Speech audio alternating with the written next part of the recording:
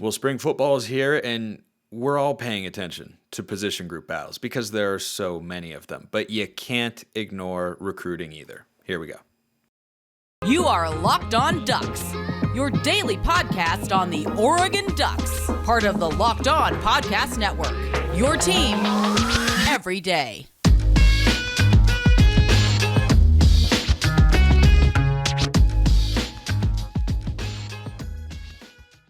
Yes, it is that time once again for Locked On Ducks. I'm your host, Spencer McLaughlin. Thank you so much for making this your first listen or your first view of the day if you're watching on YouTube. Part of the Locked On Podcast Network, your number one source to stay up to date with the Ducks. Like, comment, subscribe, please, and thank you wherever you listen to or watch this show, which today features my guy, Max Torres. He covers Oregon for Fan Nation at Sports Illustrated. He also hosts the Ducks Dish podcast. John got caught with some sickness, so when we need Cruton talk, I, of course, turn to my guy, Max. If John isn't there, both fantastic options. And Max, it is good to have you back on the show, my friend.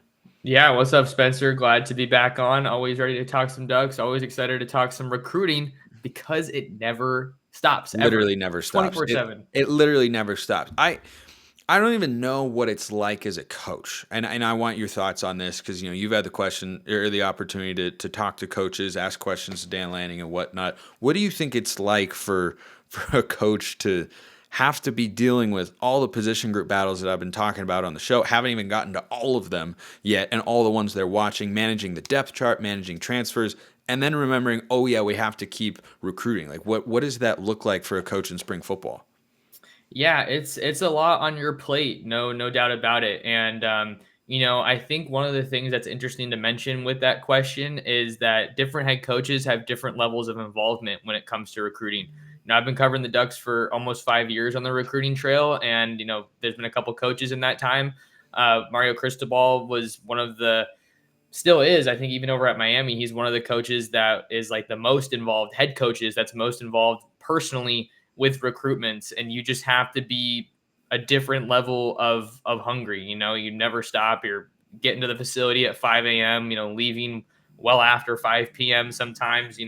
From the people that I've talked to at Oregon, there's a pretty regimented schedule just for the staff. But then on that note is you have massive recruiting staffs. So it's not just you. And you have guys whose sole job is to reach out to these guys, self-scout on film, build those relationships, manage trips. When can you get out to Eugene, whatever it is. So it's a ton on Dan Lanning and other head coaches' plates, but it's not just them that, are working on the recruiting battles and, trying to keep Oregon in the mix with these other schools, because Oregon, most guys that I talk to, pretty much every guy I talk to, it's never just one coach that's recruiting them at Oregon. It's always multiple guys, so that when you have a Kenny Dillingham that leaves or a Matt Powledge that leaves, there's little to no drop off sometimes, depending on position, but because they have so many guys going after one person.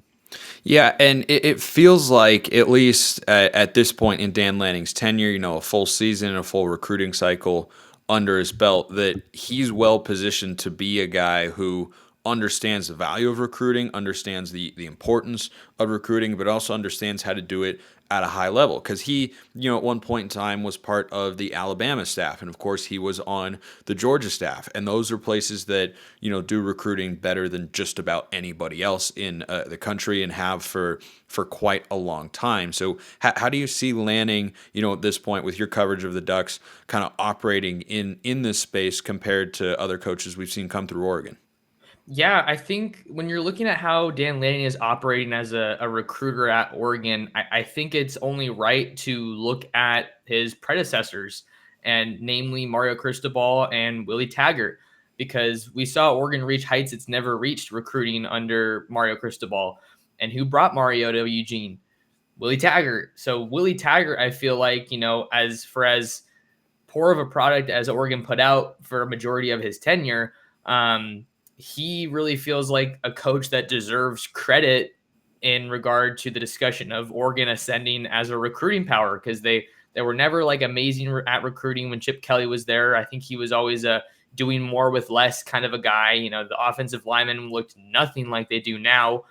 In particular, you have guys that are well under 300 pounds, just able to move a lot differently, but that's not what it's like now. So Willie Taggart, I feel like, really kind of started this thing with recruiting going crazy in Eugene. Mario took it to another level. He brought kind of the SEC blueprint to Eugene, and Dan Lanning has picked up right where he's left off. And I think he's well positioned and very capable to even, take it up to another level, because I think for Oregon to get back into that national title conversation, you got to be recruiting at a top 5 level every year. And that's what Lanning's shooting for. And that's what I know this staff is shooting for, trying to sign the best class in program history in 2024. Yeah, and they're off to a really good start. The 5 commits they have, all blue chip guys, all 4-star recruits, some a little bit higher rated than others. But I think the returns and the continued success are proving that it's not a one-off, for Dan Lanning on the recruiting front. And look, he's got a lot on his plate here in spring football, but he knows that recruiting is a part of it, continues to be an emphasis, and we continue to see names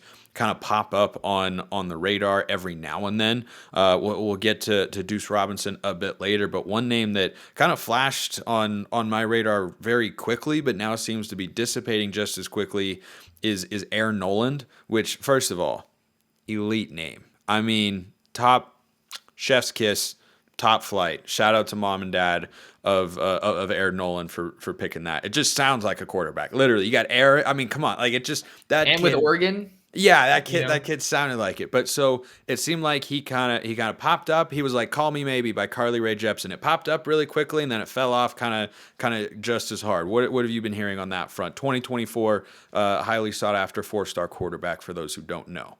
Yeah, Nolan coming out of the state of Georgia. Definitely an area that Oregon's trying to continue pushing into every year. I haven't heard a ton as far as, Oregon buzz in this recruitment. I believe he's actually in College Station right now, or maybe he just wrapped up a visit to College Station to check out the Aggies, Jimbo Fisher and Texas A&M. I think what it really comes down to with this recruitment, and maybe just kind of a general way to look at recruitments. So Nolan was offered by Oregon, I want to say within the last month, and then he dropped his top 7: Alabama, Clemson, Arkansas, Miami, Ohio State, Texas A&M, and Oregon. So that's great that you had an offer and then you get into the top schools almost immediately. Like that's kind of what you can do if you're a school like Oregon and a handful of other schools. That's the fast rising trajectory that I was talking about. Exactly. Yeah. So you're able to, I think Oregon's always going to be in the mix with some of these elite guys, right? For the longest time, and even now we see Oregon and then nobody else out west, or Oregon and USC now that Lincoln Riley is starting to recruit over there as the lone schools out west.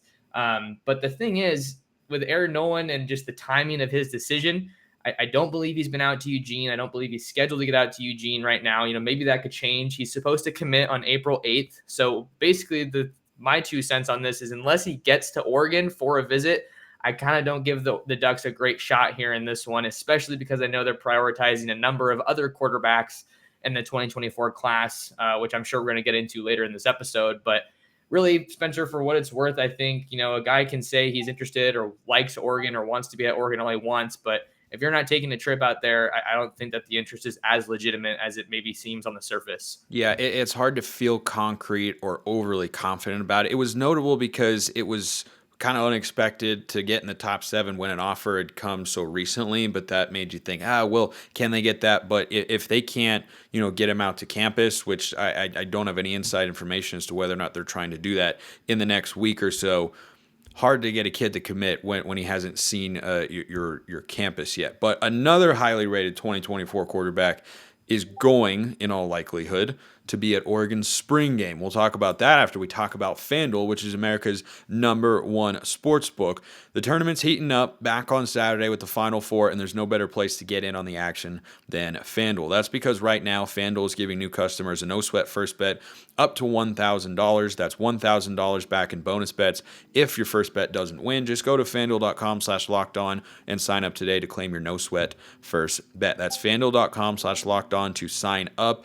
The app is also safe, secure, super easy to use. Go to FanDuel.com/lockedon to sign up. Make every moment more with FanDuel.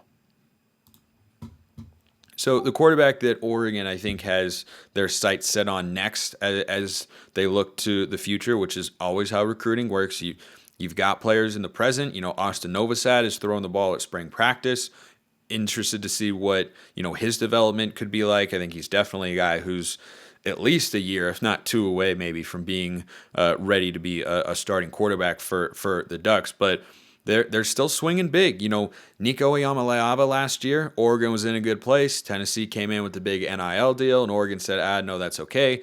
They were going after Jaden Rashada. He ended up going elsewhere and wound up at Arizona State through a hop, skip, and a jump, through the clown's mouth and over the mountain and then, inside the castle and whatnot. So they're still swinging for these big quarterbacks, Max, which I'm here for, because it doesn't have that much downside. Like, yeah, Ty Thompson hasn't worked out yet, but just because he didn't, first of all, doesn't mean he couldn't one day still.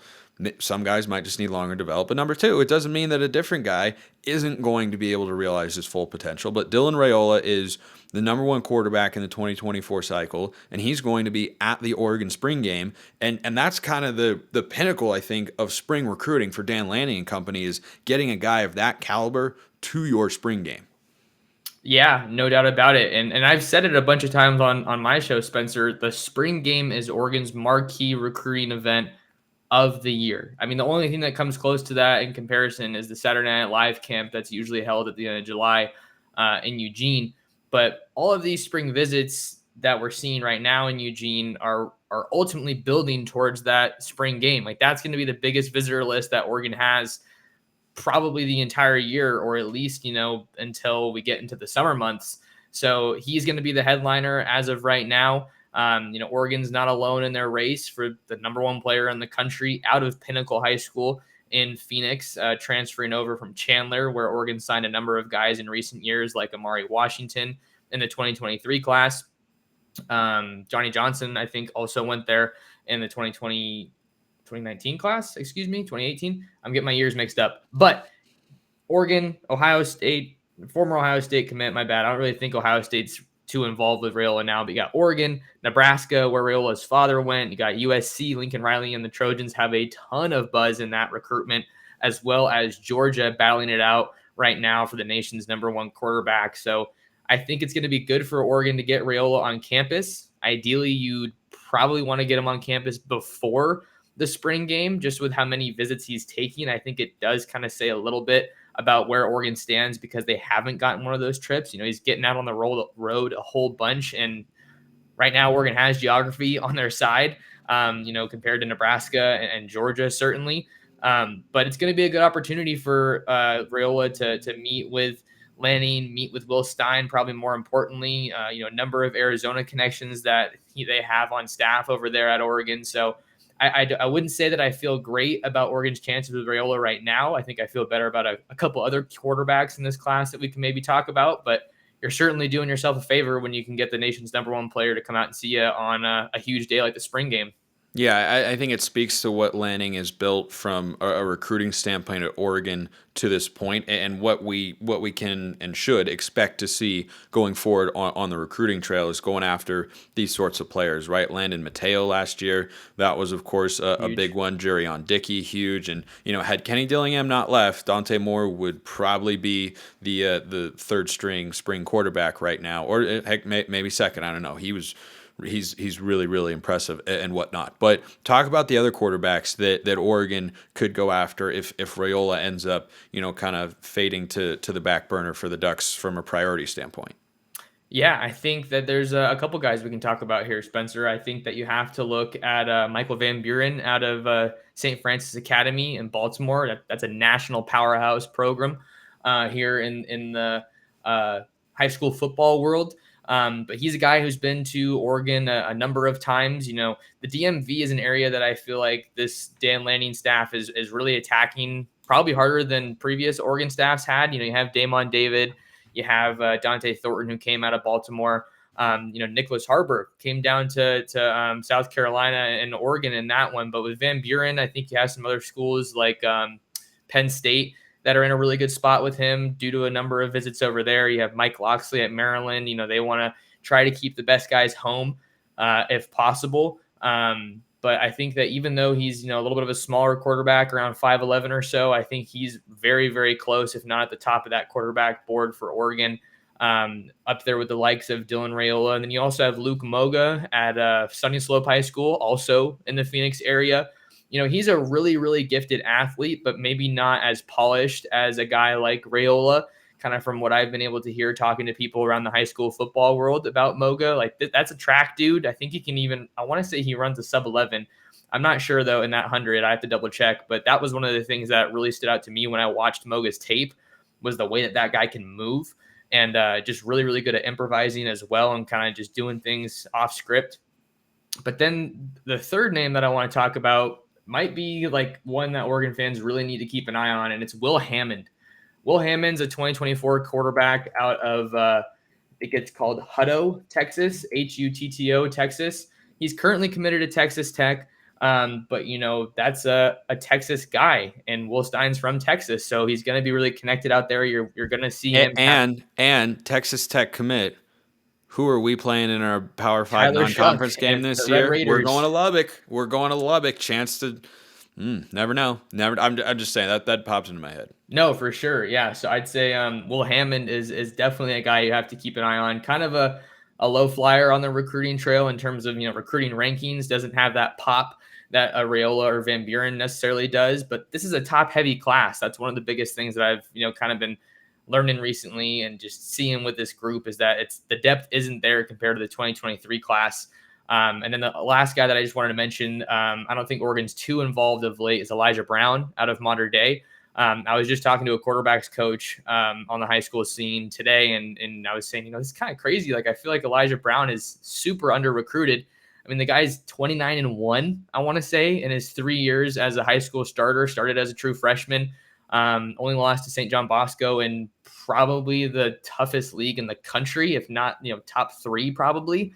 But he's looking like he could maybe stay in the Pac-12. You have USC, UCLA, Arizona State, Stanford also involved, and then Ohio State's starting to talk to him a little bit. So no offer from the Buckeyes yet, but those are kind of some of the notes and names that I have on Oregon recruiting right now for quarterbacks in 24. That's why we bring you on, man. Just tapped in all the time, just completely dialed to the recruiting trail, and we'll of course continue to see how those recruitments evolve, because it doesn't sound like there's one that Oregon is like super dead set on. I mean, Raiola is obviously the top target, the highest rated target, but you've got all those names in there that they've offered and are looking at, and I think it'll be interesting over the summer months to see how those recruitments develop and whether or not they stay in on those sorts of guys. But one guy who it feels like is not a quarterback, but has also kind of faded to the oblivion for Oregon's recruiting radar, for lack of a better term, is Deuce Robinson. And it looks like he's going to go to USC. He's the highest rated player remaining in the 2023 class, 5-star tight end. I'm pretty sure he's actually the number 1 tight end in the 2023 cycle. It's crazy that he's not committed right now. Baseball's been a component there, but is this just one that Oregon fans that we should just move on from, because he's probably, looks like he's going to USC? Yeah, I mean, he announced that he's going to be announcing his college commitment on Thursday, I believe. So March 30th, depending on when you watch this, when this gets posted. But this is a guy that Oregon kind of remained in the mix for. And when he decided to push his recruitment past the traditional deadlines, like February 1st, which feels like it was kind of just yesterday, but then you look at the calendar, you're like, that was 2 months. It was 2 months ago. Basically, the things that we were saying, Spencer, when Deuce Robinson decided to make that call is like, oh, this is great for Oregon. This is a chance to get him back on campus, stay in the mix, and get him back on campus and try to improve your chances ultimately. But from what I can tell, he hasn't gotten back to campus since that happened, and he's been to Oregon before, but that was a while ago. So it really feels like they have faded in this recruitment, which is unfortunate because Oregon really needs a tight end. I know you were talking about the tight end depth being an issue in spring for the Ducks, but this would have been a huge guy that they could have added, but I really thought it was going to be Georgia or USC, one of the two, for quite a while now. And I expect Oregon to go back to the portal to try to find a guy to add for the 23 season. So that's kind of my 2 cents on this recruitment, because there's just so many connections to the LA area, training for baseball. You got to do some workouts for the Dodgers organization at one point. And, you're talking about offense and offensive promise. I mean, Lincoln Riley is hard to argue against. So Yeah. I just feel like USC is in too good of a spot here. Yeah, and interestingly, USC has a tight end in the portal who Oregon should probably be going after. I believe his name I is saw that. Marcus Epps. Like at this point, I don't need a number one otherworldly talent at tight end. Obviously, you would have loved to have had Nicholas Harbor or Deuce Robinson come in addition to Kenyon Sadiq. But right now, Oregon doesn't need a number one tight end. Terrence Ferguson's the number one. And like he's good enough to be that, and he's productive and he's experienced. Like we're good there at this point in time. But I think a guy like Epps would be a pretty perfect addition because been at a Power Five school, can be productive. I haven't done a deep dive on his stats. I might do that for a Saturday show that I'm going to drop. I think that's what they have to do because you can't have 3 scholarship tight ends. That's too few, right? Yeah, I feel like that is too few, especially if Oregon wants to continue using that 14J formation that I know you've talked about as well.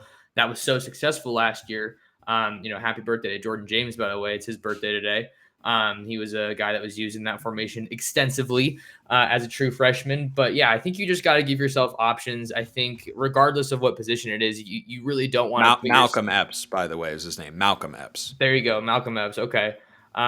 But yeah, regardless of what position we're talking about here, you don't want to be in a spot where you have to rely on walk-ons. I'm not trying to throw walk-ons under the bus or anything because those guys work super hard. And, in some cases they work even harder than some of the scholarship guys and they don't always get their shine. But, Oregon isn't a school that should be in that position. And we know that they've been kind of juggling that scholarship count for a number of months now, and they're going to have to get that figured out before too long. But tight end definitely has to be a spot where you use up a scholarship. I think just to make sure that you have the most competitive and complete roster that you can for 23. Yeah, and I'm interested to see what Will Stein is going to bring to the table offensively that's new compared to how much Dan Lanning says, hey, this is something we want to do offensively. We like these plays. It matches our personnel. I know Dan Lanning's a defensive coach, but he's got input on the offensive side of the ball. I really struggle with that notion, just like generally speaking in media and amongst fans, like, oh, well, he's a defensive coach. He doesn't do anything on the offensive side or vice versa. There are only a few coaches where that's true. Lincoln Riley and Chip Kelly, I don't think are doing a whole lot on the defensive side of the ball. Like Nick Aliotti was so important because Chip, I heard Chip used to never even go to a defensive meeting all week. Like he was just so zoned in. But most head coaches, especially ones that are not play callers, they're doing stuff on both sides of the ball. So I wonder what that dynamic looks like and whether or not the 14J package, which was really successful in the goal line, short yardage situations. I know it came up short in the Oregon State game, but the percentage was really, really good. But you can't do that if you're going to have just 3 scholarship tight ends because one guy goes down. Now what are you going to do? Put in a linebacker or a defensive end or offense? Like it gets tricky there. It's a small part of the offense for sure, but it's one that Oregon used successfully more than a few times. And last year they had 4 tight ends, right? They had Herbert, they had Monteval, Ferguson, and then Cam McCormick as well. So I think a tight end makes a lot of sense there. And it always makes sense to bring on my guy Max Torres. He covers Oregon for Fan Nation at Sports Illustrated, and he is the host, English is Hard, of the Ducks Dish podcast. Max, always good to talk to you, my friend. Yeah, appreciate you having me on, Spencer. Always a good time. Thank you. Appreciate everyone listening. See you next time, and have a wonderful rest of your day.